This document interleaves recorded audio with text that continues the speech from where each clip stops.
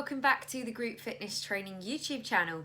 Now, if you haven't watched any of my content before, or if you're brand new to this channel, you might not know what GFT is about and what I aim to create through my content and through my little business. I aim to help fitness professionals, specifically those working in the group fitness field, to build and maintain a really successful fitness business. And that is what we're going to be talking about today. In the crazy times that have been happening recently, you might find that your business has taken a little dip, taken a complete hit, or you might find that actually your business has done really well. So we're going to look at ways to recession-proof your business and help you create something that will thrive even through the toughest economic times. Now, we're going to start today's video with a little bit more of a personal story. Generally, I am quite an open book. I'm really happy to talk to anyone about anything, and I don't really hide a lot about what is going on in my life, what I earn. You know, I'm very open with my friends, probably too much of an oversharer, to be honest, but putting things out on the internet is a little bit scary, but I think it will really help illustrate the point I'm trying to make.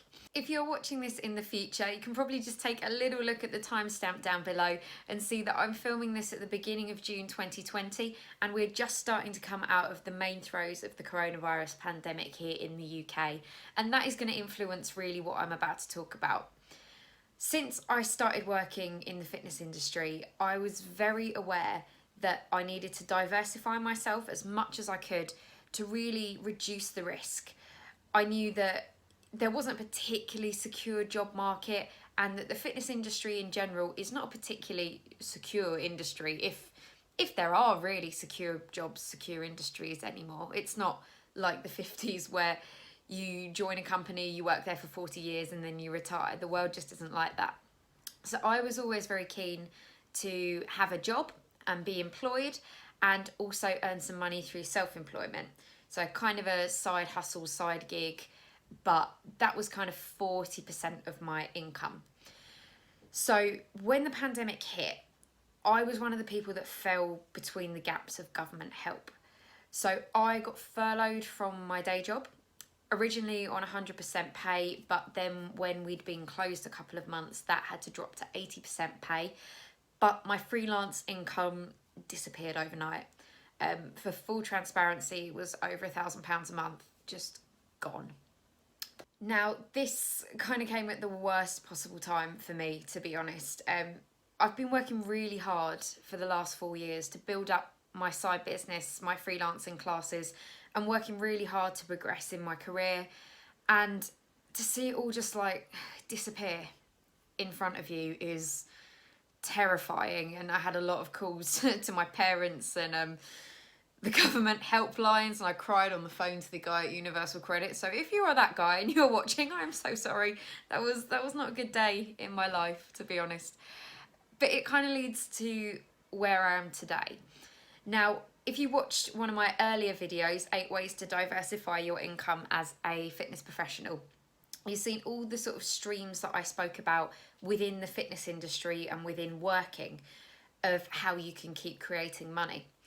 Now, I also have kind of deep dived into the world of investments. As I mentioned before, I'm a landlord. I also have an investment portfolio.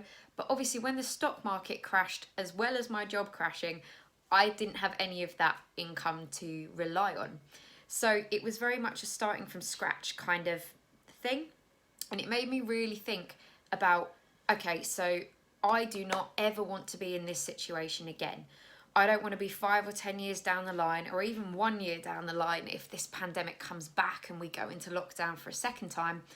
I don't ever want to be in this position again, and I'm going to use this hardship, this struggle that I'm facing right now, to make sure that I can recession-proof myself, to make sure that if this comes back again, I have some way of guaranteeing I can pay my bills, guaranteeing I'm not staying up late at night panicking about money, and yeah, just generally making sure that I will be okay. So I've been doing a little bit of research over the last 8 to 10 weeks, and that is what I'm going to share with you today. So without further ado, let's get into the main content of this video. Now, the first and probably most obvious way that you can recession-proof your fitness business is to create multiple streams of income. Now, I talked about this a little bit in my diversification video, but it basically means you have different ways of earning money. So this could be a portion of your income comes from personal training sessions, a portion of it comes from group exercise classes. For me personally, I also teach swimming lessons and I do sports massage. So I kind of have those different routes of ways that I can earn money. Now, somewhere where I was a little bit naive is that all of my streams of income were in-person streams of income. So I had a job that I had to physically go to the office for and do my group exercise manager stuff. I had to physically be in gyms to teach classes. I had to go to clients' houses to do sports massage, and I had to go to the swimming pool to do swimming lessons, which before the pandemic, no one really thought, hey, I'm gonna need to go online because I won't be able to do my in-person stuff anymore. I think that's where I really fell down, in that everyone had been talking about moving your services online and you need to have some sort of online service.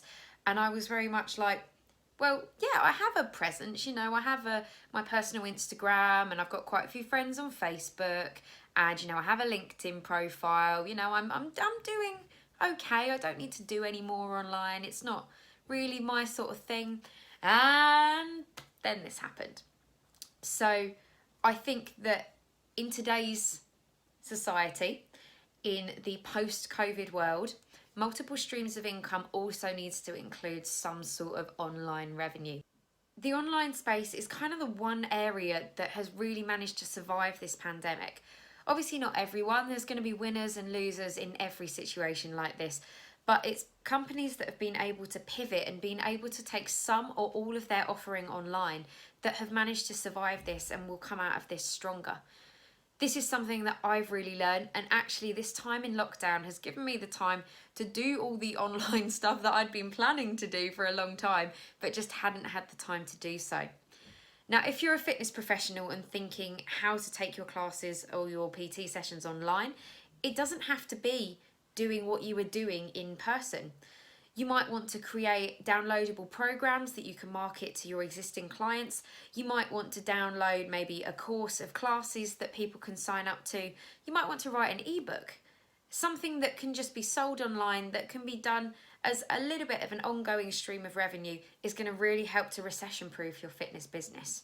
Now, there have been voices in the industry for a while that have been saying, you've got to take your services online, one-to-one PT is dead, in-person training is dead, you've got to be an online coach, it's the only way forwards. And I just don't think that that is true. I think that you need to have multiple streams. Online definitely needs to be one of those streams, but there's always going to be a thriving demand for in-person. As humans, we are such a social species, and we love that connection, that interaction with other people, and the way that it makes us feel. So for a truly recession-proof fitness business, I think you need to have one element of online revenue, and you need to have at least one element of in-person revenue as well. Now, I listen to quite a lot of business podcasts and really boring, nerdy stuff like that. And the key buzzword that's kind of been floating around all of this stuff is pivot. And I think that is really key. If you've got these two areas, so you've got your online area and you've got your in-person area, and let's just say you're doing one thing online and you're doing one thing in person. If, for example, the pandemic comes back around again, we have to go into lockdown, and your in-person side falls away, you lean into the online side more. So it's kind of this balancing scale of, as one drops, you lean into the other, or as one lifts, you lean into the other a little bit more. Or you maybe start to see diminishing returns from your online stuff. You're not getting as much reach with your ads. Maybe you've just lost a little bit of your way with that, but your in-person is doing really well. You keep this going, you keep this ticking over, but you put more of your focus into your in-person stuff. By balancing these two key areas, you're going to have a really strong business. You've got two things that work well on their own anyway, and at any time you can pivot and you can adapt what you are doing to balance it out, to really keep your business strong even through the toughest times. Now, obviously, the more streams you have within these bigger macro streams, let's call them, then the better state your business is going to be in. So, for example, I wanted to found GFT on purely being an online service that you can get everything you need from me without leaving your front room. So, my courses, when they eventually launch, are going to be all online. You can do your entire course from your living room. You can order products from my store completely online, and you can download ebooks. So within this online offering, I've got 3 streams of income there. I've got ebooks, I've got courses eventually, and I've got physical products.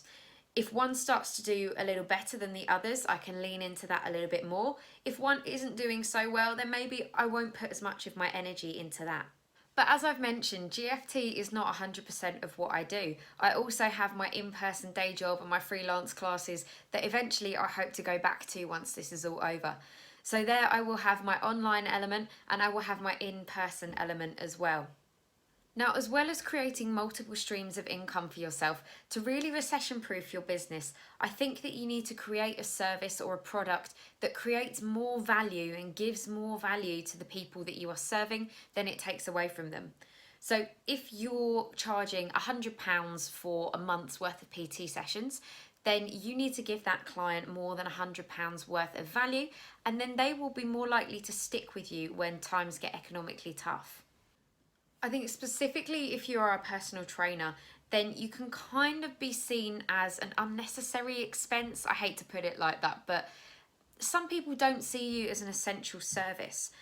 I know from PTs that I've spoken to during this pandemic that they've really become more like therapists than actual personal trainers. They can't prescribe exercise in the way that they were able to before because their clients can't get into the gym, so they can't do 3 rep max deadlifts, they can't do lat pull downs. So they've had to pivot and adapt to what the client has got at home. However, the ones that I know that are doing okay at the minute have been able to lean into the side of coaching, not just being a personal trainer, but being someone that is outside of their family, that is outside of their sphere of knowledge, that they can talk to about their problems, that they can say, oh, you know, I'm feeling this sort of way, you know, I'm just not motivated at the minute. And that PT is an ear that can listen. You might be able to provide nutrition support for people that are struggling with their diet whilst in lockdown. You might consider getting a coaching therapy qualification in order to provide that service to your clients. Your service to recession-proof your business really needs to give out more value than you charge your clients. So if you can't get to see them right now, then maybe you don't just want to provide them with exercise. Maybe you also want to provide that listening ear to them. Maybe you want to provide them with recipes because they're really struggling with their nutrition right now. All they want to do is sit on the sofa and eat crisps. You might want to, as well as providing them with classes, create a WhatsApp group for community. If you can give that value that makes people see that you are an essential part of their life, you're not going to be an unnecessary cost, and it's going to help you ride out those economically tough times. Now, the third way in which you can recession-proof your fitness business, I believe, is to simply do something different. The world of fitness can seem saturated at points, with everyone being a workout expert, everyone wanting to share their workout and nutrition tips, and there are so many PTs that enter the industry and drop out 6 months later that you may feel you struggle to stand out. Doing something different is the best way to make sure that everyone will be driven to you. I like to think that I'm one of the only people doing what I do at the minute. I'm the only person who is providing content like this that also is a manager in a gym that works to hire the people that I am talking to. There are lots of PTs that offer very, very unique services. They coach people for bodybuilding shows, they coach people for marathons. There are people that are creating online communities and hubs of classes. That is a fantastic way to build a community and stand out from the crowd. If you're just Joe from London that teaches body pump twice a week, you can be replaced. But if you are providing a service that is different, that is unique, that is market leading, then you are going to be the one leading the charge rather than panicking when everything starts to come tumbling down. Let's finish with a quick recap of the 3 main points I've covered today of how to recession-proof your fitness business. Number 1 is to create multiple streams of income. Number 2 is to become an invaluable service, an essential service. And number 3 is to stand out, to do something different. Now, if you resonated with point 3 or point 2 and want to know how to become that essential service, I'd really recommend that you go and check out a post on my blog, which is called Tips to Survive and Thrive in a Competitive Industry, and I will pop a link to that post in the box down below. On the subject of making yourself valuable, I'm really hoping that this video gave you a lot more value than you had to commit to 10 minutes of your time to watch it. If it did, I would really appreciate your support if you would pop it a thumbs up and subscribe to my little channel to help it grow. Also, if you are interested in any of the products or services that I offer with group fitness training, then head on over to my website, www.gftcourses.com, check out the shop, and if you think that anything might help you, if you would support me, then obviously that would mean the world. I've also got a couple more products which are going to be launching in the next few weeks, which I am very excited about. I placed a really big order in the week, so big that it made me panic a lot, and I instantly rang my parents and I was like, oh my God, what am I doing? But yeah, I'm very excited to reveal what those are. These are products that aren't just relevant to you if you're a group fitness instructor. These are also products that are relevant to you if you're just a home fitness enthusiast. If you're just interested in fitness, then yeah, there's going to be some stuff on there for you as well. So I cannot wait to reveal that. I'm going to leave it there for today, guys. As always, have a lovely day, have a lovely week, and I will see you in the next one. Bye!